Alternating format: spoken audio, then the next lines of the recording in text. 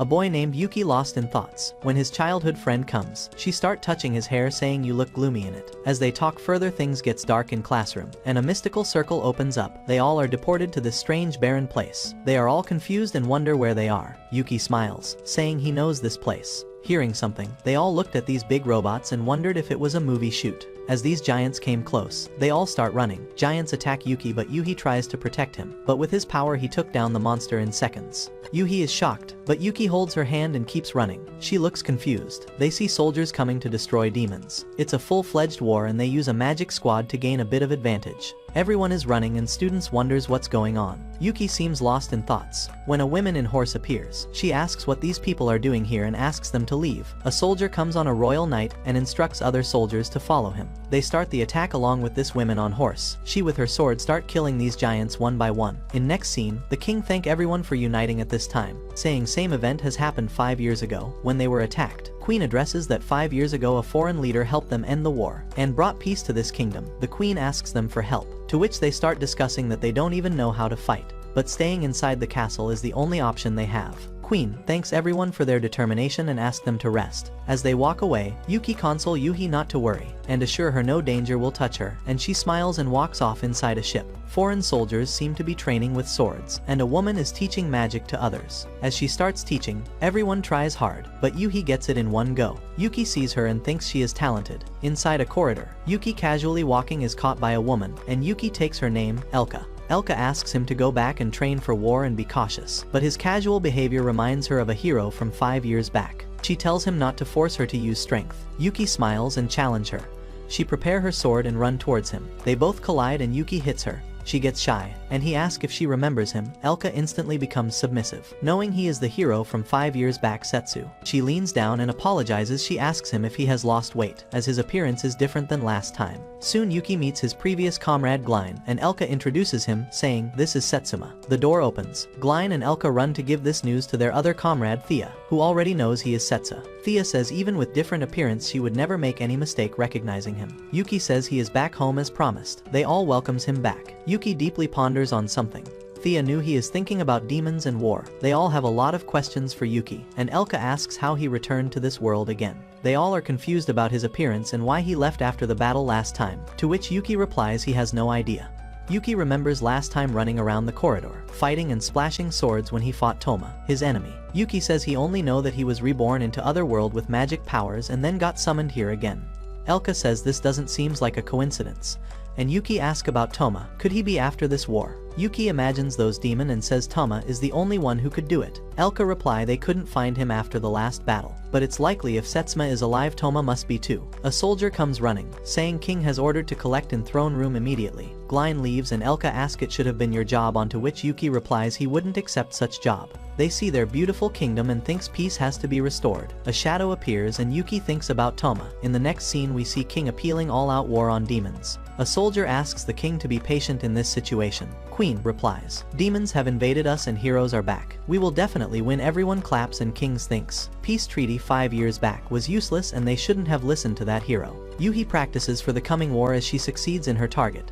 Yuki congratulates her. She smiles and asks, this practice is to hurt someone in war, isn't it? And asks, why are we going to war? He touches his hair nervously. She assures him with her magic she will protect him, and he smiles with that. This day ends. The Solitaire visit their hero Setsu, apologizing as they needed to buy some time from King so he could prepare for war, but they couldn't. Yuki decided to fight alone in the battle, especially knowing Toma is after all this. Other comrades looks concerned. Elka asks him she will be his personal guard, and Glein gets excited to fight the war alongside his hero, and so is Thea. Yuki decides this time he will go all alone to stop the war. Some force needs to be there in the castle to protect it. They accept it, and Yuki decide to enter the war alone. Inside the castle, they enter in invisible form to check on the enemy, but as usual Elka rushes first, making Yuki feel it is the same old days. Elka hits a Solitaire being impatient, and Glein asks her to be quiet, and they cover that Solitaire in a box. Suddenly, Yuhi feels Yuki's presence, but she kept moving. Yuki and others get to this room's in invisible form to find his sword Kurumaru. Guard finds out and they all rushes out from there. Glein assures he will buy them some time from King to prepare more for war. As Yuki leaves for war, Elka assures him she will buy some time till he returns, and Yuhi comes panting and runs straight to him. Yuki explains her that he has been summoned second time and he needs to stop the war. Yuhi seems all shocked. Yuki cries and asks him to take her along with him, and promise she will be useful, but he denies, as this would be dangerous for her. She resists, but Yuki explains he doesn't want to put her in danger, and she resentfully accepts. Yuki hugs him and asks him to close his eyes. Yuki hold him and perform some magic and promise him she will be more strong. Yuki hit her lovingly with his finger, and ask her if she can dodge this she will pass the test. And then he leaves. He leaves from there, passing through beautiful street and castle. An old man angrily refused to sell his craft, saying its value can't be understood by everyone. This man asks the price of a brooch, and the old man replies that it's not about money. His granddaughter comes and asks what's the matter, and he replies that he is interfering with his business. He puts lot of gold in front of him. Old man accepts it happily. As he leaves, girl asks, isn't pride important than anything for a craftsman? That's right, he says. Ruri, pride and attention to detail are most important qualities for craftsmen. He pampers her and says, but there are some exceptions, showing a gold coin. In the next scene, we see Ruri holding her grandpa's picture at his funeral. As everyone leaves, she is left all alone at home. She knew she loved him, and she had to complete his last task. Thinking this, she heads on a carriage. As she moves ahead in the middle of the night, she hears scary voices of animals. Suddenly her carriage gets stuck in the mud, and she pleads with the horse not to stop. She gets all scared and hears the scary voices even more, when suddenly a monster attacks her, and she falls down badly. She tries to crawl to see if the brooch is fine and picks it up, thinking her grandpa would have haunted her if anything happened to it. As she turns back, the monster stares at her, and she screams in fear, I taste horrible, and plead him to let her go. Ruri holds her bag tightly, trying to hide, when she hears a voice and sees the monster is dead. A man has killed it. It is Yuki. She asks him if he needs money she can give him, but only after delivering this package, as she doesn't have cash right now. Yuki denies and says he was just passing by and wants her to be safe. She counters that there is no such thing as free. Her grandpa taught her. He mocks her grandpa, saying he sounds trash, and he says you should at least have a guard when you are carrying goods. She says she left in a rush and couldn't find anyone to guard her. After a moment of thought, she asks if he can be her guard. She even says she will pay him, but he refuses. She then requests that she must deliver the package and asks him to guard her halfway. He accepts to guard her only till nearby port town and says he doesn't need money. They get on horse and she thanks him. Passing the forest, he asks, is that box really precious? But she refuses to show him and says it is very precious. They reach the port town, and we see fresh vegetable market around. As they walk, Ruri says trade has gone up here and asks Yuki if he has been here. He nods yes, and she adds that she has hired a ship to sail ahead. A portman announced ship to demonic continent has been cancelled due to ongoing war. Ruri surprised and cries, thinking what she will do now. Ruri asks other shipmen if they can take her, but all of them refuse. She asks every shipman but get disheartened. A group of guards showed up saying they are Knights of Destinia and ask her for her merchant ID. She shows her documents, but they still bully her, saying, we soldiers risk our lives in war while merchants roam free. They ask her to show her bag, but she refuses, saying it's just for trade. Yuki watches this from the side. They say that if she doesn't show the bag, they can confiscate it. As they try to snatch it, Yuki stops them and asks for their permit to check. They ask, who is he? Knowing he is her guard, they tell him not to challenge the royal knights and draw their swords on him. Crowd gathered there and started taunting them, after which they backed off. Yuki wonders it must be tough for Elka and Glein to manage these folks. Suddenly Ruri jumps and hug him and thank him. This is a beautiful town we see, and they start eating sandwiches. Ruri praises him for saving her and offers him sandwiches. He compliments her too for not giving up before the guards. She asks him how he knew about permit rule, and he reply only soldier with a badge can question civilians. He asks what's her plan now. She adds that she will search for more ships or buy one. That's impossible, he replies. A ship costs way more. Yuki says he has an idea, as he is on his way for Demonic Island and she can come along, but only on a condition: she needs to rest for today, as she is all weak and tired and can't even eat properly. She agrees and says they will split the cost of the inn and leave for the room. In the room, Ruri open her precious brooch, and after taking bath, Yuki asks her to freshen up. Yuri comes to him while he is sitting on a chair and asks him to hold her box. He asks if she is sure. She opens the box, shows him the brooch, and says it was her grandpa's last craft. Seeing it, he remembers. She adds her grandpa was a famous jeweler. No one could match his skill in the entire kingdom. She said one day someone requested a brooch, and despite having little time, her grandpa completed his last piece of jewelry. Ruri remembers the last advice he gave her. That money is the most important way to protect what's precious to you. And at last he trusted her and handed her the final box of his pride. To deliver it. She promised him to deliver it and tells Yuki that she wants to deliver this brooch safely. She hands the box to Yuki, goes for a bath, and playfully tells him not to take her money. Ruri is assured she will deliver the brooch safely. As Yuki touches it, he immediately remembers. It's the brooch he cast magic on. He sees brooch is broken and wonders if everything is safe as they sleep. The same guards barge in, suspecting them of spying on demons, and ask, where are they? Yuki wakes up at the noise, and as they enter the room, Ruri becomes terrified. Yuki acts quickly and run out of window, and these guards chase them. Yuki picks Ruri and runs with the guards chasing them, while Ruri cries in fear. Yuki flicks bottles at them, knocking them over, and they both run away. They reach a dead end. Yuki knows they're in trouble, as the guards follow. With nowhere to go, guard asks Yuki to apologize, but he completely refuses. Ruri tells him not to provoke them, and Yuki then picks her up and jumps off the cliff. The guards are shocked, and so is Ruri. She thinks she's flying. As they fall off the cliff, Yuki summons someone. A massive monster emerges from water. Yuki lands on it, apologizing for summoning him all of a sudden, and asks to take them to Demonic Island. The guards are in complete shock, wondering how they will report this. Ruri is surprised by the Leviathan, the god of the ocean, and wonders why she ever asked Yuki to guard her. Finally, they arrive Demonic Continent. Suddenly, a giant squid erupts from the water, and a massive clash occurs between Livia and Squid. Yuki gets excited, cheering for Livia, while Ruri seems frightened. Livia scolds Setsu for not helping and just speculating. Setsu introduces Livia, the goddess of ocean, as a friend. Livia, being dramatic, says Ruri is lucky to see her. Are you really the ocean goddess? Ruri asks, thrilled. Livia scolds Yuki for not helping. He says he wanted to enjoy kaiju battle. Livia gets angry about suddenly calling her up and using as a fairy, and Yuki smiles nervously as Ruri asks what to do with dead squid. Livia tells Setsu to deal with it, surprising him, but he makes squid rings and Ruri enjoys them, saying they're delicious. Yuki says they've reached the demonic continent, and Livia points out a nearby village and the demon lord's castle near. Ruri is surprised to hear about the demon lord's castle. Yuki says she has a delivery there, and Livia mention yes, a brooch needed to repair. Ruri asks about Dezastel, and Livia look at Yuki and tells her your package will go to demon lord Deza, shocking Ruri. Livia starts leaving, saying her job is done, and he asks why she isn't coming with them. You know Deza better. Livia brandishes her weapon. You came back after 5 years to treat me like a boat, even hanging with other women, and now this? Setsu says, a lot has happened, as demon kids appear, calling it a lover's quarrel and saying a man must always apologize. Setsu gets irritated, gives them squid rings, and tells them to go. They enjoy it and run off, asking him to make some for their parents too. Livia happily says there are plenty of rings left. Kids cheers.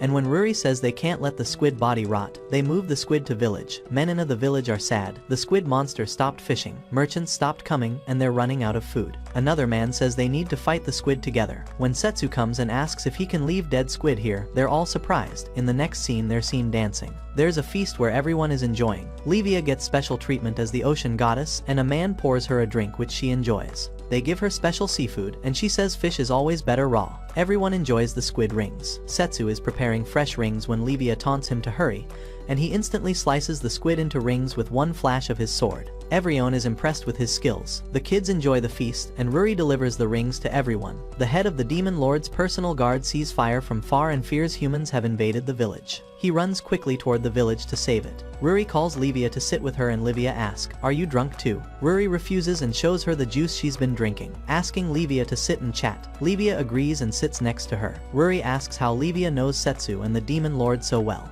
Livia thinks for a moment. She says Setsu crossed the ocean without permission. 5 years back, she fought him. Then he asked for her help in a war. But in reality she got angry during the war and went up on shore. But Setsu stopped her with a single punch. Ruri realizes that's how they know the demon lord. Livia asks isn't Setsu famous in Destinia, making Ruri realize he's the same Setsu who stopped the war. She's shocked. Now she gets how he knows Livia and the demon lord. She's shocked that why Setsu would guard her. Ruri asks about ocean accidents. She says she promised him to maintain peace, but he treated her like a boat that was awful. Ruri asks if she's mad at him, but she denies it, saying seeing Setsu again was enough. Ruri asks, you must love him, right? Livia laughs, saying no ocean god can love a human, and that she was just waiting for him when the guard arrives, and sees everyone is having drinks and squid rings and a child offer him too. All the squid rings are sold out. Everyone leaves and Ruri sits with Livia on a bridge. Ruri sleeps in her lap, and Livia uses her magic to catch raw fish, which she enjoys. The guard apologizes for his behavior, shocked to see the ocean goddess in human form, and as Setsu comes he knew it must be him. Setsu asks why the head guard is out of the castle.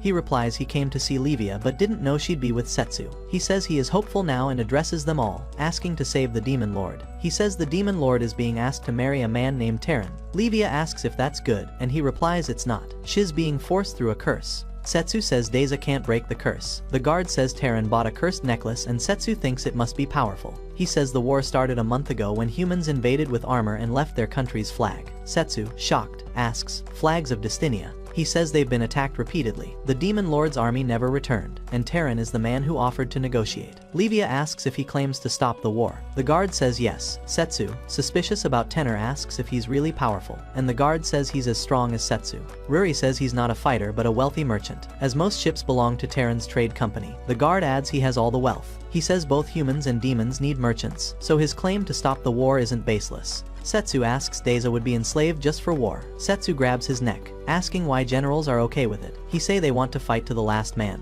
Livia says the Demon Lord wants peace. Livia says Demon Lord is keeping a promise to someone who disappeared. She gets up and say we must not leave her alone. Livia and Sistu seems running across the jungle in the middle of night. Setsu says he never thought to use the same route they used for a surprise attack before. It's nostalgic. Then wolves attack, and Livia says she'll handle it. She attacks back. And we return to the scene where the guard says the wedding date isn't fixed, but the Demon Lord is ready, so they mustn't waste a second. He mentions Terran has skilled guards around the castle and asks him to save his powers. Livia replies, "Leave that to me," and the guard thanks them. Setsu takes a shortcut. Asked if she can keep up, she says, "I'm the god of the ocean." They leave, and Ruri watches. Livia uses her power and quickly smashes all the wolf monsters, cutting them to pieces with her weapon. Livia asks the plan. Setsu says he'll stop the wedding and Terran both. She asks how he'll stop the war without merchants. He says Terran is behind it and that the guard said Dystinia was attacked first, though Dystinian says demons struck first. He also saw metallic giants, neither Dystinian nor demonic. This war wasn't a mere coincidence. Terran must be behind it. He isn't sure who started the war, but Terran must know something. And the wolf monster attacked again. Livia used her powers to destroy them. Sistu, impressed, said, "You're a beast on land too. Did you get stronger?" She said she is stronger in the ocean too. As they ran, she thought it was always like this with Sistu, risk and adventure. 5 years ago, she had no interest in shore, but meeting him made her see how beautiful the world is, not just for Sistu's promise, but for her own peace in the seas. She wouldn't let Deza loose. They ran, and she said squid rings were better than raw ones. He promised to make her as many as she wanted. Passing through forests, they finally reached the Evil Barrow Castle of Denim Lord. They ran, and Livia playfully said, "Do your worst, Sistu." The Demon Lord Deza believed she'd lived long, played many roles of ruler, protector, but still, world is beyond her control. She kept fighting until one day Sistu appeared, defeated her, and urged an end to the war. He offered his hand and told her he would rather sit and talk. She took his hand and he gifted her a brooch. It was a sign of peace. He said black suited her, and she realized she must stop the war and began to cry. The scene shifted as the Demon Lord learned of Sistu's disappearance. Guards said they searched everywhere, but even Dystinia had no information. Looking at her reflection, Deza determined to keep her promise to Sistu and told the guards they must work for lasting peace. Vlad pledged to even lay down his life for the cause.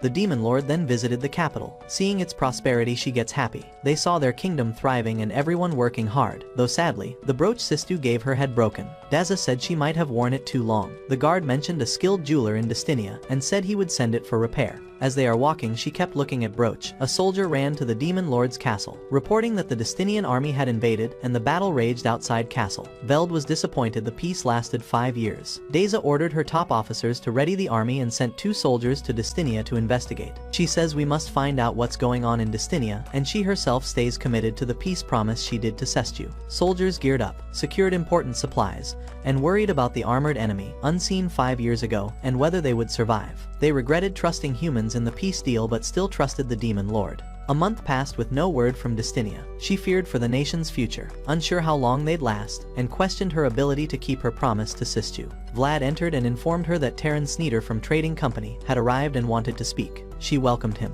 Terran offered his assistance in ending the war with Dystinia. Deza said wealth could be useful. He boasted he could end the war outright, not just offer help. Such was his power. The Demon Lord asked Terran's request and what he wanted in return. He said he wanted her as his wife. Deza replied, "You mean slave." He placed a necklace before her, shocking everyone as it's powerfully cursed. Deza said, "You came prepared. Where did you get this?" Terran said he did it for the name of love. Vlad immediately urged Deza to refuse, but she asked for some time. Terran said sarcastically, "I have all the time, but you might not," and then departed from there. In a room, Deza ponders and say this might be the only way to keep her promise to Sestu. Vlad urged her not to accept the ridiculous offer, with the army ready to fight to the last man. She said that was exactly why she couldn't refuse. Vlad grew furious, and Deza asked, "Do you think me unworthy of being Demon Lord?" Vlad left. The Demon Lord recalled Sistu's comment about her in black and wondered if he'd laugh seeing her in white against her will. Elsewhere, Terran told a mysterious man that convincing Deza was easy, and the demonic kingdom would be theirs. Terran asked to pull magic soldiers, but he refused. Terran asked why, as he want Deza, and the mysterious man, smiling creepily, said, "It's my master's wish." The scene shifted to the Demon Lord's wedding ceremony in the church, with everyone seated. Demons attended the wedding looking unhappy. The mysterious man also appeared. The Demon Lord entered. The Demon Lord appeared in a wedding dress, her beauty captivating the crowd and tenor himself. As she moves ahead to exchange vows, as they were about to exchange vows, Terran raised the cursed necklace and declared they were entering a master Phasservant vow. He then declared that with Terran Trading's help he would bring peace to the world and demanded their allegiance as the new Demon Lord. He added that together they would protect and bring peace. The crowd applauded as the demon grew angry. He asked Deza to wear the cursed necklace and vow eternal love. Thinking of Sestu, she stepped forward. She wished she could see Sestu one last time, when suddenly he burst into the church. Crowd run around thinking they are under attack when Deza sees Sestu with his sword, and he say he is here to rescue her. Vlad and Ruri also notices his arrival and says they need to act quickly. Terran, puzzled by Sestu's presence, asked who he was and ordered his guards to protect him, but Livia dealt with them swiftly using her powers. Livia saw Deza and told her to quit the wedding dress, saying white didn't suit her, when a mysterious man attacked her with a shadow stab. Livia froze under his magic and he mocked. "The ocean goddess isn't impressive on land," Sestu intervened. Sestu struck him hard, sending him crashing down, and vowed to make him pay for making Deza cry. The man, surprised by Sestu's presence, said he'd inform his master and attack, but Sestu easily blocked him, struck him with his sword and sent him flying. Sestu struck him again, pinning him to a pillar and challenged him. Smiling, he said, "You're strong, but I must inform my master," and left. He escaped right in front of Sestu using his powers. Deza hugged him tightly, saying how much she missed him and asking where he had gone. He replied, "It's a long story." He hugged her, relieved she was safe. When Livia pointed out the attackers were still there, Sestu looked, and they turned to ash. They were cursed.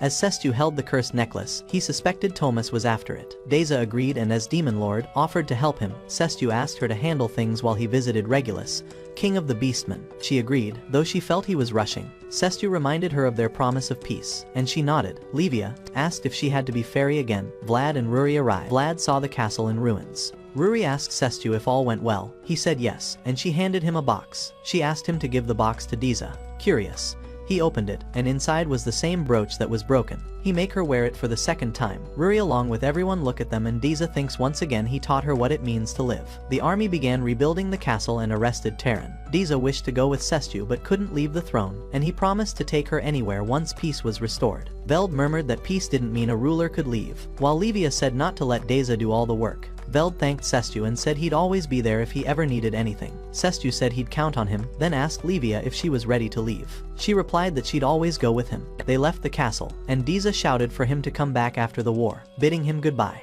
We go back in time when young Sestu and Yuri met and Yuri asked him to play with her, but he declined saying it's too hot outside. He seems unfriendly at first, but living nearby leads them to spend time together. The scene shift where Yui spots a poster and asks if she can go to the same high school as him, then quickly says she's kidding. Yuki stares at the poster and moves forward, and on the stairs Yui asks him the same question again. Yuki thinks, then says she should choose an easier school, as going to same school would bring her trouble. His words sadden Yuhi, and she leaves. Time passes, and she seems to attend prep school. Despite her efforts, her mock test results don't improve, leaving her sad and doubting herself. One day, returning from prep school, she meets some boys in the park who ask if she's upset about her mock results. They tell her to give up if it's too hard and suggest she stop studying and hang out with them. Sestu arrives and tells the boys to pick on someone else since she's busy studying, and they leave. He asks her what she'll do next, adds that what they said isn't entirely wrong, and advises her not to go beyond her limit. Yuhi keeps looking around nervously as Yuki watches her quietly. Through tears, Yuhi tells him that even if people think she isn't good enough,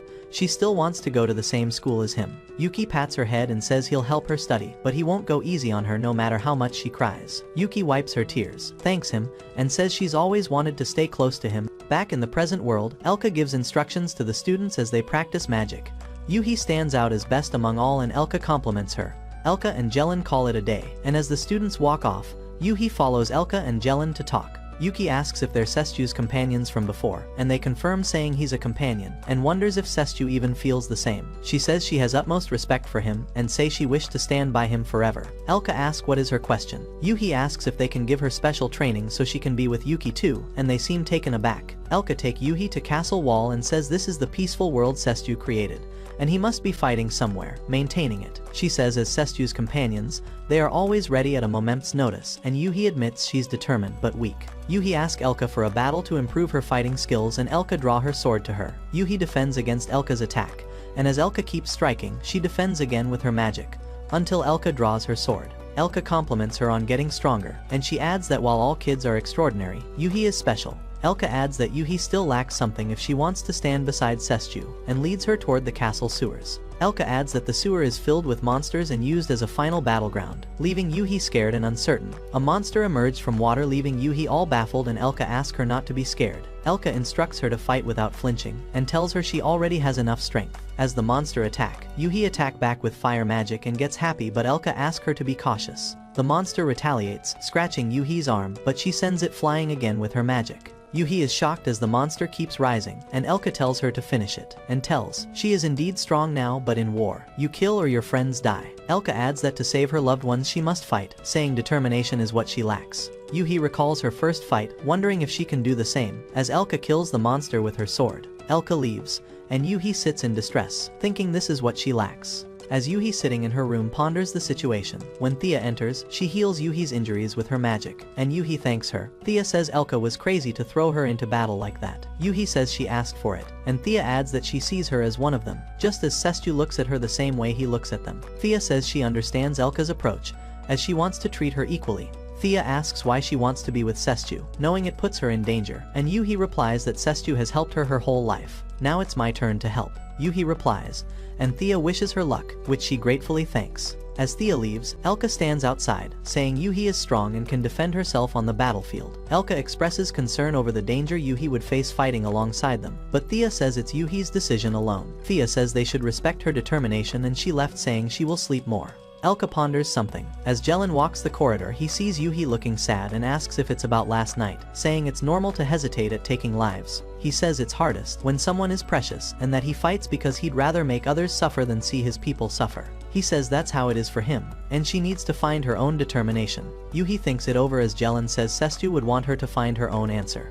And looking at her hands, she decides she wants to fight. As Yuhi practices her fire magic again, she blows apart her target, surprising everyone. With her magic, she blasts a complete hole through the wall. As Yuhi accompanies Elka back to the castle sewer, Elka asks if she's determined now, and she says she's decided. As they move forward, a monster emerges again, and Elka says forcing herself out of her comfort zone might break her. Yuhi asks her to witness her determination, and as the monster closes in, she unleashes her full fire magic. She blows the monster away completely. Elka praises her accuracy and determination, but Yuhi says it isn't dead yet, only incapacitated. She says she will never take anyone's life and won't fail. Elka, impressed, praises her determination. Elka says this will require extraordinary power, and Yuhi happily replies she will grow stronger and protect everyone. The army prepares for war as the knights instruct them to leave for the demonic nation tomorrow. Everyone murmurs that the time has finally come, while Yuhi stands quietly, pondering. She thinks of Yuki and joins her comrades, ready to fight alongside them.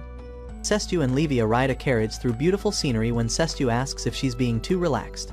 Livia laid back, eating cookies, when Sestue reminds her, "You just said yesterday you'd tag along no matter how far." She says there's nothing to do until they reach the Beatsman continent, which he agrees with, and adds she's on her ferry duty after port, and this is a small price for her employment. Sestue notes the war has halted all ships and asks if she can use magic to transfer them, but she says it's too much hustle and requires years of practice. She adds it's not easy. Sestue agrees. If it were, no one would need ships or horses, and she asks for compensation. She jokingly asks for more cookies, and as he gives her, the carriage stops suddenly. Two girls also enter the carriage, and one recognizes Sestue as she looks at him. Sestue recognizes her too, calling her Alize, and she bursts into tears. Calling him master, Sestue introduces her, saying they traveled together when he was summoned last time, and she adds that she was his top pupil, trained by him for combat. Alize then introduces her sister Amel. Sestue asks, "You have a sister too?" and she replies, "Yes." Alize asks, "Where have you been for 5 years, leaving your allies behind?" and as he begins explaining, they all confront him. He then tells her the whole story, and she says, "So now you're trying to stop Tolma's plan. I would never have believed it if it weren't coming from you." He then offers Alize to come to Beastman Continent with them and help him. She says she would have come, but is caught up in a situation right now, and adds that she's started taking on jobs fighting monsters. She says one day she accepted a request to slay a dragon in Zathro village, and in a flashback, a man offers her a place to stay in the village. She meets Amel there and greets her warmly. She starts eating, and Amel asks if she likes it. She says yes, fresh food is rare in Evilbarrow, and she asks if she lives alone. As Amel cuts fruit, she says it used to be her brother's place. He found her 2 years ago, and since then they've been family. She says he hasn't come back after the dragon first appeared, and now she is all alone again, and offer her fruits. Alize appreciates the villagers' kindness, says she'd like to stay here once the issue is resolved, which Amel happily agrees to. She asks Amel to treat her as a big sister if it's okay, and Amel happily agrees and hugs her. At present, Sestu asks if Amel's brother was killed by the dragon. She says, no, whenever dragon attack, villagers go missing, but not her brother. She adds there are no evidence from dragon attacks or even battle. People just vanishes without any trace. Sestu find it strange and Livia add they are just being sprited away. Back in the village, Alize disables the ward to lure the dragon. Amel warns it's dangerous, but Alize tells her to go back home. Amel shows her the butterfly she caught, and tells her she is good at catching. Alize finds it strange to be called Big Sister. The scene shifts to the dragon attacking. She furiously fights it, and when it disappears, after which she goes after it. She loses track and returns to the village, only to find all the other villagers missing. Except Amel. She goes straight to her and decides to head to the city to find someone to take care of her, but bumps into you. Livia says the entire village went missing, is a big deal, and Alize adds she wants to find her brother so she can live peacefully. She asks Sestu if he has any idea, and he says he'll help since they're his pupils, and they thank him. As it rains heavily, Livia says this incident only be explained by zombies. The whole village became walking dead. She says there's an evil necromancer in the village. Sestu adds the zombies multiply not go invisible, and she notes only flying zombies turn invisible. Sestu says he's never heard of it and asks about the dragon. She says it's a zombie turned dragon, and he pats her, telling her to be serious. She adds that missing sailors are usually taken by sirens. When Sestu says it's mountains, not the ocean, she replies who knows, they could be there too. Amel adds sea monsters have a weird smell and are easy to identify, then embarrassed, says, of course Livia doesn't smell. Sestu playfully says the culprit must be aliens, coming in flying saucers from the moon to abduct humans. Livia tells him to be serious, and he says the dragon might be an advanced species, asking if she can vanish villagers without a trace. She says to stop assuming, she can't and won't. Alize asks if she's a dragon, and she denies it, saying, stop comparing me from a goddess to a mere dragon. Alize is shocked to hear God of the Sea, and Livia asks why the dragon didn't make Alize disappear when the carriage stops due to high water level. Livia asks Alize her plan, and she says she must find the missing villagers and now has Master Sestu. Sestu asks why the dragon keeps attacking. Livia says maybe the dragon is just hungry or drawn there by magic. When he asks, she explains people attract monsters with magic. She says powerful magic can attract monsters, and he asks why they disappear, saying there must be some place they vanish to. He then say transfer magic could be a reason and add it could be possible that attack happens after people vanishes. He says the only explanation is they've been taken by transfer magic and the dragon is attracted to it. Alize asks who must be the user. He says transfer magic takes years to master, then asks about someone who arrived 2 years ago. Amel says that's absurd and says aliens would be more convincing, and Alize adds she's a victim too. Sestu asks her, when Livia was telling the siren story, you mentioned the distinct smell of sea monsters. Livia adds that most demons smell like that. And Sestu says Livia isn't ordinary. She's a sea goddess who keeps her power hidden. So how did Amele know who she was? Ameli replies saying I know a bit about monster, and she suddenly attacked them. They barge through the attacks, and she transforms into the dragon that had been disguised as a human. The dragon attacks furiously as Livia runs off, and Alize remembers Sestu not recognizing her as his top pupil. Sestu order her to attack the dragon, and she launches into fight.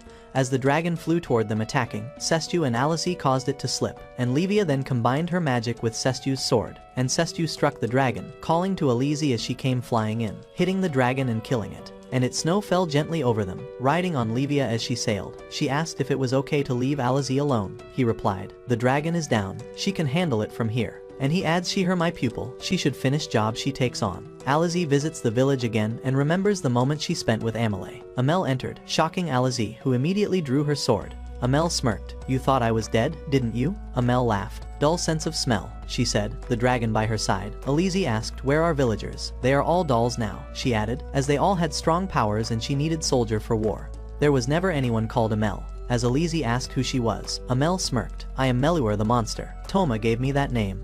The story continues in Leoport Beastman continent, where a cute girl named Shiro comes and a women start offering her free gift. People in the port begin offering her fresh food, but she says she feels bad accepting so many gifts. They say it's the least they can do after her help with the supply chain, reminding her to take care of her little sister. She thanks everyone and leaves, when a few children ask her to teach them how to fight monsters. She says it's her job. She tells the kids their job is to play. More people offer her milk and soup. She says softly she can't carry any more. Shiro gets back home with all the gifts she received, and her sister Minko says everyone loves you. Shiro says she'll give the food to people who need it. Just as Minko, unwell, begins to cough, Shiro rushes to give her the medicine, worried, while Minko cries and apologizes to her. Shiro pulls her into a hug, telling her she'll be fine and asks her to do her best. Minko cries and says she'll try her best. A man angrily denies there is no boat available on which Sestue tell him he has urgent work, but he denies. Sestue asks Livia to handle it, but she gets mad as she has been swimming from 3 days. He says, "You're the only one I can rely on."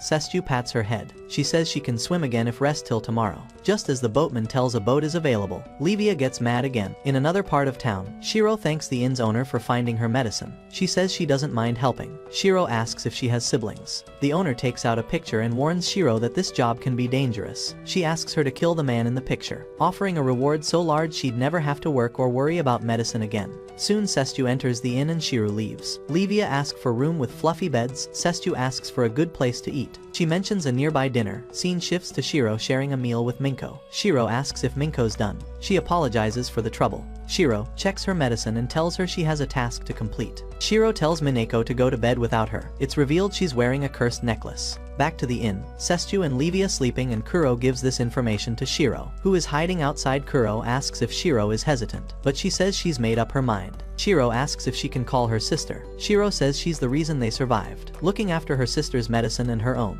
She asks if she can call her big sister and stay with her once the job is done. Kuro says she can call her whatever she wants. She tells Shiro to finish the job so Minko won't be sad. Shiro says, "I promise, Sister Kuro," and takes the keys. She leaves for the room. Kuro thinks about what she said and realizes she hasn't heard the word sister in a long time. As Shiro enters the room, she attacks Sestue with her claws, only to realize it was an illusion. Sestue hits her hard, sending her flying out the window. He asks, "Are you one of Tomas' goons?" Shiro denies knowing Tomas, but insists on taking his life and transformed into her beast form and throwing a fireball at him. He defended easily and asked her not to blast in middle of city and slapped her, and she fell off again. She falls unconscious. Seeing her, Livia asks if it's curse magic. Sestue replies that she likely got it from somewhere. Shiro wakes up and sees Sestue in her own house. As she tries to attack, Minko stops her. "Sestue brought you here while you were unconscious." Shiro thanks Sestue. "I understand why you took the dangerous job for your sister," Sestue says. "But this isn't ill." Both are shocked. He then uses magic to reveal that Minko is under a powerful curse. Livia suspects it might be Tomas, but Sestue insists their priority is saving her. Shiro asks anxiously if her sister can be saved. Shiro pleads with Sestue to save her sister. He assures her he will, and she starts sobbing. Sestue tells Mineko it will be unpleasant and asks if she can bear it. She says yes, and lies down. Sestue then prepared a special magic sword named Glutton. Shiro asks about it, and he says this is his secret trump card. Sestue orders Glutton to devour the curse. It splits in two to lift the spell, and Shiro cheers her sister to hold on. Kuro attacks Sestue, and Shiro takes the blow. Injuring herself, Kuro scolds Shiro for protecting her assassination target. Sestue remembers the innkeeper, but can't halt the process yet. Kuro moves to attack Sestue. Livia steps in, and Sestue remarks on her strength, but Livia declares, "I am the ocean goddess." Kuro strikes, but Livia blocks effortlessly. Kuro asks why a sea god sides with humans. Livia readies her attack. Kuro asks if Sea God is powerful on land too, and then multiply in many clone to attack Livia. Livia in a single strike attack and won the battle. She then asks Kuro about Tomas' intentions. Shiro calls her sister, and Kuro shoots a look. "Big sister, how revolting." Kuro scolds her for sparing the assassination and calling her sister. Livia warns her to answer, and she says, "Tomas' goal is to end every species in the world. We're all his pawns," she says. Livia asks how a human could do it. Kuro answers, "Tomas can," then vanishes. Sestue comes out and say did she got away, and Minko comes out hugs Shiro, saying she is fine now. They hug each other, crying. Sestue shows Livia the same cursed necklace Deza had and says, "Tomas is a complete wreck." Livia worries that if he will destroy the world, Sestu says he will stop him by punching him and morning sun rises. Sestu and Livia again start sailing. Livia sighs. I thought I'd get some sleep and food, but last night was another mess. Now we really need to meet the Beast King. Who thought we'd fight for world peace? Sestu says. He sees Shiro and Minko on side and stops the boat. Shiro insists. We'll come too. They insist on coming along, saying they'll be useful combat. Shiro adds she needs to repay them for helping Minko, and she wants to see Kuro again. Sestu looks at Livia. She nods and asks them, it's going to be a tough fight, are they sure? He invites them onto the boat and moves forward. Just wait, Thomas, Sestu says. In the past there was a duel between Sestu and Roa, the Beast King's daughter. She says she won't accept him as her master.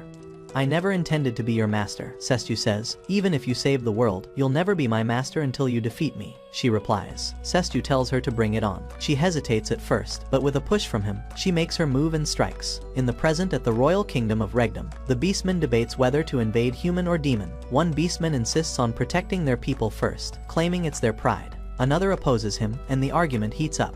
Roa and the Beastman King both sense something. Roa runs ahead, while the other Beastmen kept arguing. Sestu's boat reaches the kingdom. He claims to know Regulus and says he's here for something important, but the guards remain suspicious. Shiro and Minko vouch for Sestu, saying he's their master, but the guards refuse and tell them to leave. Irritated, Sestu says he should just leap in like last time. Suddenly, Roa drops from above, leaping over the guards. She says his scent and look are different, but it's clearly Sestu. He smiles, saying, you haven't changed, Ro. Roa hugs Sestu to launch a sneak attack, but he swiftly counters. She compliments him on his strength. She praises her future master. Sestu says he never agreed. Shiro and Minko ask if she's the king's daughter. Livia confirms. Roa asks why he took so long to come to her. Sestu says a lot happened, pats her chin, and Shiro mutters that she's jealous. King Regulus greets Sestu. Playfully he slams Kings to the ground. He smiles, strong as always. The king says he expected nothing less. Livia adds, we just saw it, didn't we? Sestu notices the Beastman lying around,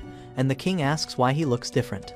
King smells him, instantly knows who he is, and announces, we must host a feast. The king orders a fight before the duel, but Sestu says he has urgent business. He sits and begins. It's about the war between humans and demons. Sestu reveals Thomas is alive and responsible for the killings. The king wants to act, but Sestu warns, not yet, he could attack here too. Livia says the king should remain as backup. Roa steps forward to go instead, and Regulus nods, she's the best for it. The king insists on going, but a man comes, warns that humans and demons both are enemies and they can't spare manpower while they're under risk. He introduces himself as Ruga, the army commander, and Rao's fiancé. The king calls Sestu their hero. Ruga protests, this is the same hero who vanished for 5 years. Who knows if he's still with us? Rao defends Sestu as their future master. Ruga refuses to agree. Both sides have valid points and the king asks how to decide. When Ruga challenges Sestu to a duel, the king officially declares the duel. The winner will be betrothed to Rao. The crowd cheers. Ruga tells Sestu to prepare for his demise. The king apologizes to Sestu,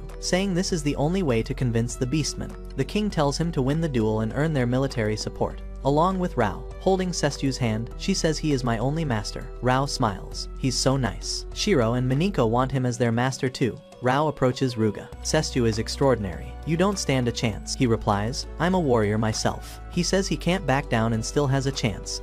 He wields a magic rune that turns strong will into strength. A rune, she asks. He replies, the king might advise against relying on magic, but if it's needed to protect you, I will use it. She thinks to herself, even now, Ruga won't look at me. That's why I never fell for him. The crowd bursts into cheers. Shiro and her sister cheer for Sestu, and the scene shifts to the arena. Sestu says this has become a big deal. Rao tells him to knock Ruga down and gives him a good luck pat. The king declares the battle rules. It ends when one surrenders, and the winner will marry Rao. The fight begins. Ruga launches the attack. Sestu blocks, saying, you're fast. Ruga strikes with a flying claw, but Sestu easily counters. Blood spills from Ruga. Sestu challenges him. Ruga transforms into a beast. Rao warns Sestu. This transformation makes Ruga stronger. Sestu grabs the beast and smashes him into dust. The crowd gasps at how easily Sestu crushed Ruga. Rao cheers. You're the best. Sestu smirks. That's it for now. And say he will borrow Roa for now. Ruga rises. Furious, Sestu says, I don't want to hurt your pride anymore. Ruga roars. I will never be defeated by you.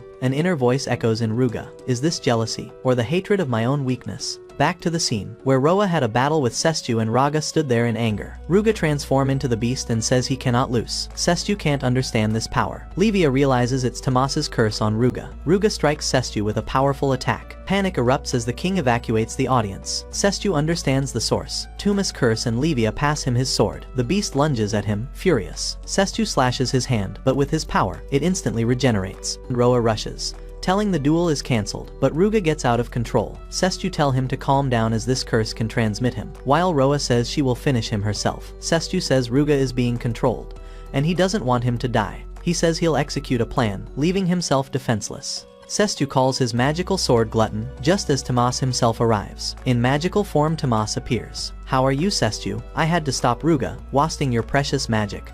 I really should have come to see you in person. Tomas grins. I expected your return. It's good to see you. Rao lashes out. You cursed Ruga. Tomas warns, not to interrupt. Tomas moves to strike Rao with magic. Sestu warns him, and he cries. It's always someone else over me, for even if you promised me. Toma says even after this, I will make you happy, and says I will kill all humans. Demons, beastmen all for 4, and says once all finished, Sestu and I will live quietly as gods. Cut it, you idiot, Sestu says. Sestu adds, if you hurt innocents, I will cut you down, and Toma glares at his sword pointing at him and tell him invasion has begun already. The world is already moving. How will you save everyone? Toma says. I'm already winning, and vanishes. The beast falls down dead. The king regrets his decision of dual fight. It isn't your fault, Sestu says. Sestu says it's not time to sulk, and insists they move to the demonic continent to stop Toma, while the king assures the army will be well prepared. They feast on Thumb and leaves, as Roa quietly ponders something. Sestu asks her if she is okay, and she replies she is fine and says we have things to work on ahead, and they leave from there. The scene shifts to 10 years ago when a few magicians from Destinia summon two people, Sestu and Toma, to their world. Both are confused when the king announces their visitors sent to save the nation, and everyone cheers, while Sestu protests he never agreed. He says they were dumped here clueless and asked not to dump their problems on him. When asked his name, he says, Sestu. Sestu trains with swords as Toma asks how he is staying so calm in this messed up world. Sestu says this world has monsters and we need to be strong. Toma says he is scared of war in this foreign land. Sestu says complaining achieves nothing, and Toma argues it's wrong to risk their lives in a foreign land, but Sestu insists they must act. Sestu comforts Toma, saying they're in the same boat and must survive, and says things will work out as long as we are alive. Sestu asks Toma's support to stop the war, saying killing and dying is wrong in this unknown territory. Toma says it's impossible to stop the war and admits he isn't as strong as Sestu. Sestu tells Toma that they are allies, and he will protect him. Toma asks if it's a promise, and he says yes it is. Toma asks if Sestu is really leaving, and he says he must see this world to stop the war. Toma admits he's still scared.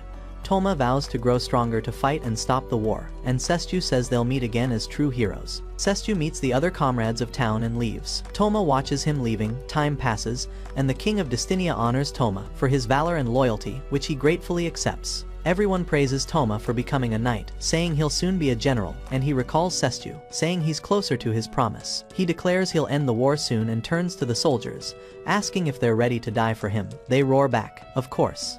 Scene shift to a war and blast happening. The army storms Destinia, and Toma leads the charge from the front line. Toma strikes fiercely with his sword, cutting down many, and pushes forward into an unknown place. A headless statue stands in front of him, and few soldier surrenders in front of him, and he kills them. A man tells Toma the temple is cleared, and he heads out. As Toma moves on, a voice from the statue speaks, saying it sees into his heart, his envy and hatred. He keeps walking until the statue speaks of his deepest secret and true desire. Toma turns back, points his sword at it, and says who he is to tell his desires. The statue says it can grant all his desires. Toma notices a cursed necklace and begins to think of what he truly wants. Toma lowers his sword and steps closer as the statue tells him to grasp it to fulfill his desire, his eyes drawn to the necklace. The next scene shows Toma sitting beside dead soldiers. He recalls the soldiers telling him they can die for him, and the memory pushes him to keep fighting. He recalls his promises and dreams as he walks, his sword dripping water when a rider arrives with an urgent message. He brings word from the royal capital. All fighting must stop. A peace treaty will be signed, and they're ordered to protect the delegation. A delegation consisting Sestu and other comrades passes, leaving Toma shocked. He wonders why Sestu is in the delegation as the scene shifts to the peace agreement being signed. Next, they hold a ceremony unveiling a monument to honor peace and the war's end, as everyone chants, Sestu, the hero. Everyone happily cheers as the war is over, and Sestu seems it.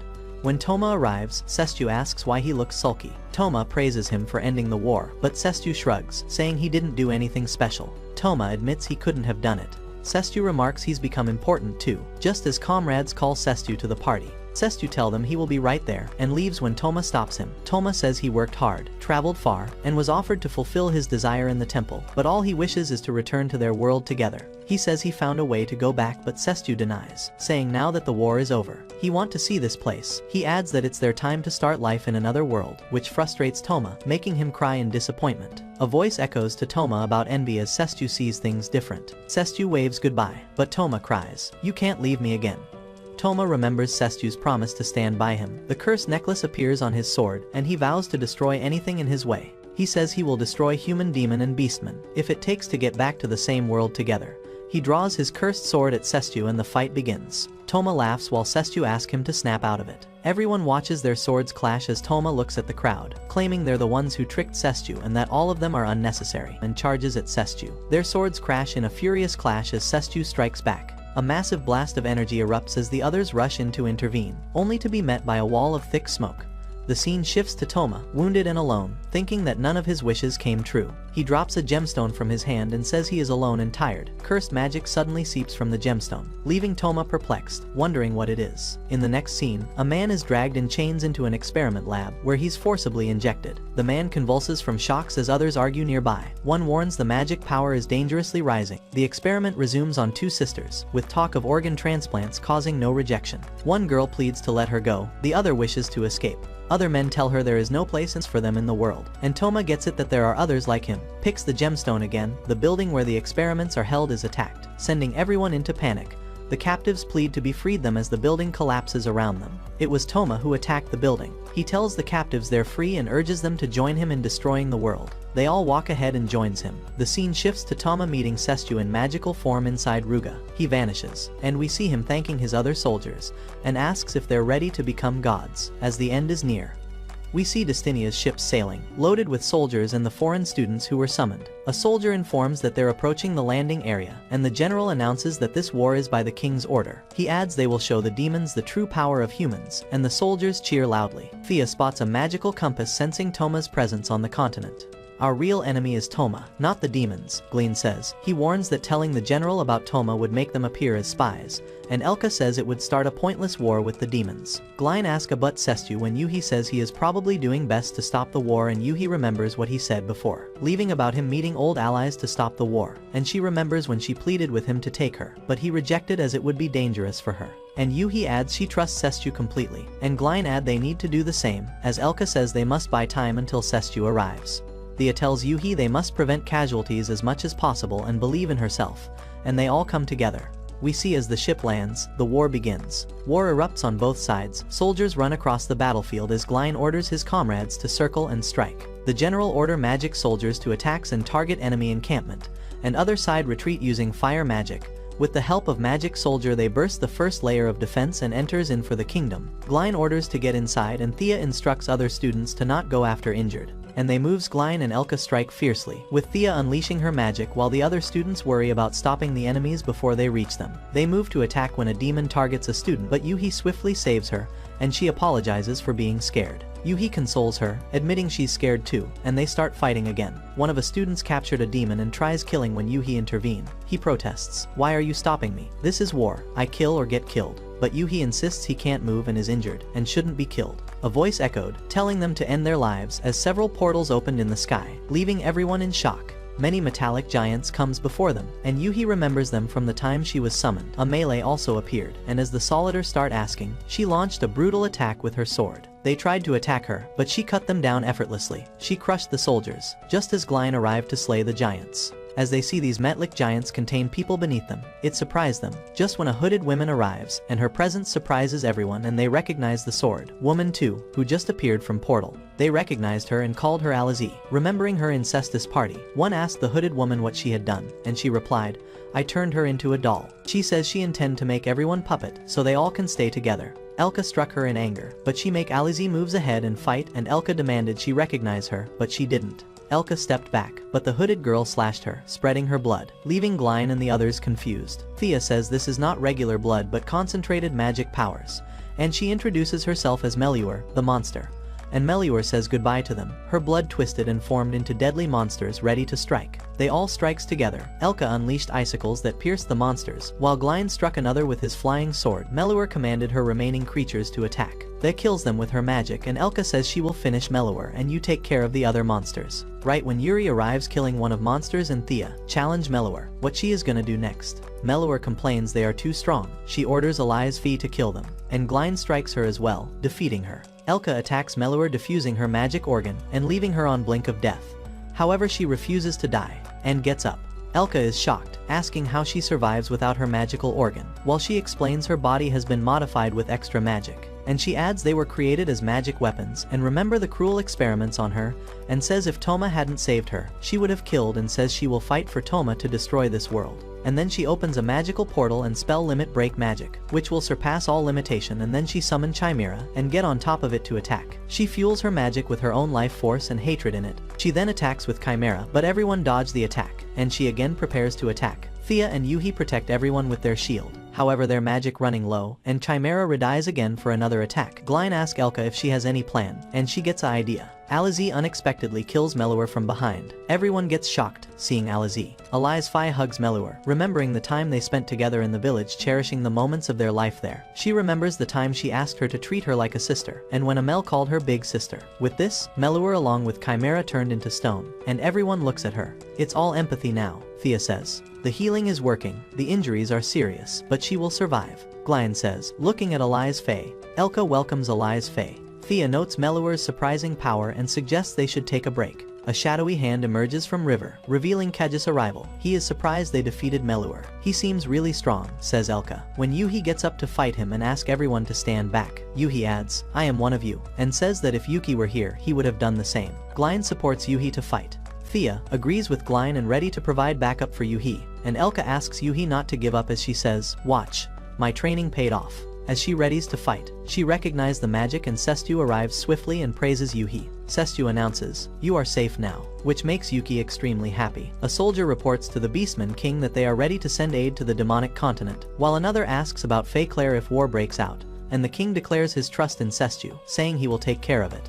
As we see Sestu comes back swiftly, Yuhi jumps over and hugs him, saying she missed him, then gets embarrassed for getting carried away. Sestu apologizes for making her wait, and she tells him about her training with Master Elka, asking him to watch out. And Sestu says I don't need another masochist character and asks her to stand out with everyone. He apologizes to Kiju for making him wait, and Kiju expresses his willingness to fight and blows his cover, and Sestu recognizes him as the same man from Diza Palace. He says he is different from last time, and Yuhi gives Sestu backup. Keiju says the people behind him are weak and asks if it pleases him to protect such weaklings. He answers, they are precious to me, so I protect them. He declares that the world must be destroyed. Sestu replies, I will protect the world, and charges to strike the monster. Another scene shows Kuro blowing away many soldiers as Shiro and Minko join the battle. They greet her, saying they are happy to see her and insisting she's not bad. They tell her she doesn't have to fight, but Kuro just laughs. Kuro attacks them with her weapons, but they easily dodge. Kuro says, if I'm your big sister, then die without resistance. Minko steps forward, saying she will protect Shiro. Kuro rushes at them, but they skillfully evade. Shiro counterattacks but misses. Kuro taunt them calling useless cats, and injures Shiro's face and then target Neko. Then Shiro lands a kick on Kuro and Mintroko follows, slamming her into ground. They think it's over, but black tentacles suddenly rise from the ground, restraining Minko. Kuro rises with extra arms, pushes Shiro to the ground, and snarls, I can't stand this fake sisterhood. Kuro sneers, to kill them, and then pushes her limit to be limitless. Kuro holds one of her arm at Shiro, and she doges it. The arm digs underground and strikes Shiro. Kuro laughs. Sisterhood holds no value. Minko cries, you'll never understand why she calls you big sister. Shiro, unfazed, calls Kuro sister, only you see it as a curse. Kuro strikes with her arms, but Shiro dodges by running and jumping. He then joins Minko, combining their power to break the tentacles. Shiro says, this is our secret power. Kuro taunts. Two useless strays mashed together, and Shiro adds, you don't stand a chance. Kuro gets furious and emerges, even more arms flying to attack. The sisters spin like a whirlwind, blocking and destroying most of the arms. Kuro falls to the ground, unable to fly. Kuro still gets up and says she can't give up, thinking of her siblings, and again strike a attack. The sisters defeat Kuro with a single strike. She lies motionless on the ground as they both return to their original forms. Kuro then starts speaking of her sisters and dies, and Shiro asks Minako to keep moving as the battle isn't over yet. Meanwhile, a man stands alone as a group of soldiers attack him, but their strikes don't even faze him. He pushes the soldiers aside, rips off his clothes to reveal his true form, and kills them all, shouting, "I am Verdos." Roa joins in the fight, punching him, but she is surprised as his face is so tight. Roa says Zudorado sent her to help and tells the soldiers to back off. Verdos calls it rude, but says you were good. He taunts her saying, "Is this the best you've got?" And Verdos reveals his body is made of iron. He says he was created by humans through experiments and torture, which gave him his strength, and then Toma rescues him. Roa snaps that Toma is the one trying to destroy the world, and he replies, "The strong get what they want." Verdos mocks her pride, hitting a nerve. Roa charges furiously, but he remains unfazed, and she injures her leg. Roa says she once pitied him for the torture he endured, but now sees his mind is twisted too, and declares she will crush him. She says she'll keep hitting him until he breaks. He mocks her, saying he doesn't need her compassion, and adds he will kill her. He infuses magic, saying he can freely shape his body, then converts himself into small iron balls. Iron balls surrounds Roa, striking her multiple times. Roa falls down, making Verdos think she is defeated. As he starts leaving, Roa gets up again and says, "There is nothing more important than having pride and protecting what's important." Furious, Roa says she'll risk her life for her pride and charges with all her power and run towards him, but he strikes her with iron balls. An iron ball hits her nose, but she endures and punches him. He then remembers a story, how the Beastmen bloodline burned lives and took their enemies with them. He firmed his body, but Roa rains blows on him, her hands bleeding as she strikes relentlessly, determined to break him. He spreads his spokes, but a bleeding Roa shatters them, shocking him. With one final strike, she breaks him completely. Roa roars, Beastman pride at its fiercest, but he still manages to push her back. He stood there, using his magic to heal Roa's injuries. "You're a fool," he said, "but watching you made me do this." He collapses, and she asks why he works for Toma. He answers quietly, "Because no one else would care for a freak like me. You and your pride should live, then I'll carry your pride with me." Roa replies. Meanwhile, we see the man attacking Sestu and uses his shadow spikes on him, confuses Sestu. He vows to finish Sestu, but Sestu strikes back, warning him not to underestimate him and tells him to give up. Sestu says he's tired of playing, and he laughs, declaring he'll give his life in battle and unleash his limit break power. And with that he declares, "This is my true power, Skia Amor." Sestu taunts him, saying, "Secret powers are used only in desperation." He adds, "To defeat you, I'll risk my life." And they strike together, Sestu landing a powerful blow with his sword. But it seems meaningless as shadow armor absorbs all the energy, and he slams Sestu hard onto the ground. Sestu warns he will slash through the armor. Rising with all his power, he strikes. Sestu summons his flying sword and hit him hard, breaking all his armor. Sestu warns him not to move or he'll die, but he replies that death isn't the issue. Losing would leave him without purpose. He tells Sestu that he was created just to fight, and has no other place to live, and they need to resist this world till last moment. He charges at Sestu with his broken sword, and Sestu looks at him shouting, "Idiot." He strikes, killing him, and says he was able to fight his final battle without resisting, thanking Sestu. "They've all lost," Toma says, and Sestu again came in between my way, saying this. Toma vanishes. Sestu looks at the dead monster and says, "Show yourself, final boss." Livia runs toward Deza's palace and asks if she's okay. She says, "Yes, Evil Barrow is safe," adding, "3 magic powers have vanished. Now the battle will turn in our favor." She's glad Sestu made it in time, when suddenly Toma arrives, greets Livia and says, "No matter how the battle goes, the end will be the same." He slashes his sword, declaring, "This is the beginning of the end," and warns them not to resist, lightning the entire castle. Sestu rushes to Livia and Deza, and Toma jealously remarks at how fast he showed up for them. Toma says he is going to kill them, and as he says this, Sestu strike a attack on him, saying, "I won't let you do that." Sestu says there's no point in talking, and he replies, "After the world ends, we'll have plenty of time." Sestu attacks, but he dodges. Their swords clash, pushing Toma back. He sneers, still a brute, forms a flash from his sword and throws it at Sestu, who defends it easily. The blast hits the roof and cracks the sky. Livia can't believe their strength. Sestu tells him to stop playing, and Toma replies, "Let's get real."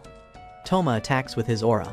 Sestu defends with his flying sword, but Toma strikes him from behind with his sword. Attack injured Sestu, and Toma asks him if he has lost his touch. This time, Sestu attacks to disarm Toma, even dropping his own sword. He now punches Toma and start a first hand-to-hand fight, but Toma uses magic and push him. Toma admits he let his guard down and forgot how tricky Sestu is, then says, "Let's up the pace." He transforms his sword into a cannon, saying, "That's the new possibility for my sword," shocking Sestue. Then fires, breaking the mountain. Sestue knows he can't let him fire again, so he runs towards him and lands a powerful kick. But Toma fires his cannon at him, and Sestue dodges as that's the best he can. Toma realizes he can't land a hit. Toma point his cannon and blast as much as he can towards Sestue. Sestue calls for Glutton, his sword, to devour the attack and absorb all of energy from Toma's attack. He punches all the energy back at Toma, who grumbles, "That scary sword of yours is a nuisance." All of Sestue's companions arrive, and he's happy to see them safe. He tells Toma to quit, saying all his friends are dead, and Toma remembers the old times when Sestue was always with his friends. He angrily declares that he's always been left alone by Sestue, and unleashes tremendous power. Sestue senses something strange about Toma's power, and Toma declares, "Let's settle this once and for all," by adding he will unleash power even by sacrificing himself, as he uses a limit break, tapping his life force to transform his weapon into a new form. Toma says, "Let's end this and stop despair from spreading any further." Sestue realizes Toma is out of control. Toma laughs, thinking Sestue will run now like a mouse, and strikes him, but Sestue dodges. Other comrades think should they fight, but knows they can't do anything about it. Toma strikes at Sestue's companion, but with Glutton's help, he created a barrier to block the attack. Some energy slips past the sword, but they still form a barrier and protect themselves, irritating Toma. Sestue attack him fiercely, but he hide behind his weapon. Sestue attacks back with rapid sword, eventually destroying Toma's weapon, and tell him it's the end for him. Sestue blows him for the final strikes and he falls down, remembering their moment when they first met. He remembers everything one by one in chronology, how he became Toma-san. He remembers the promise Sestue made and refuses to give up, transforming his weapon into a giant cannon once more.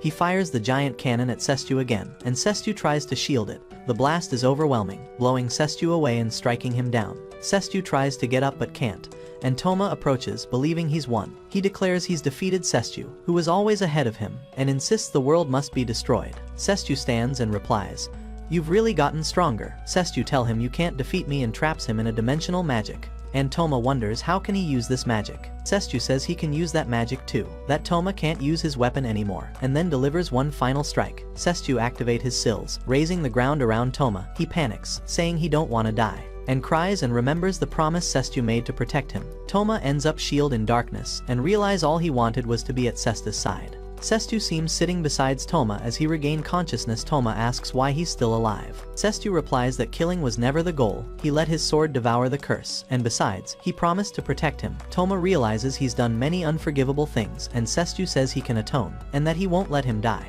Toma says he knew he couldn't beat him, and asks if he is okay, and the other companions comes together happily.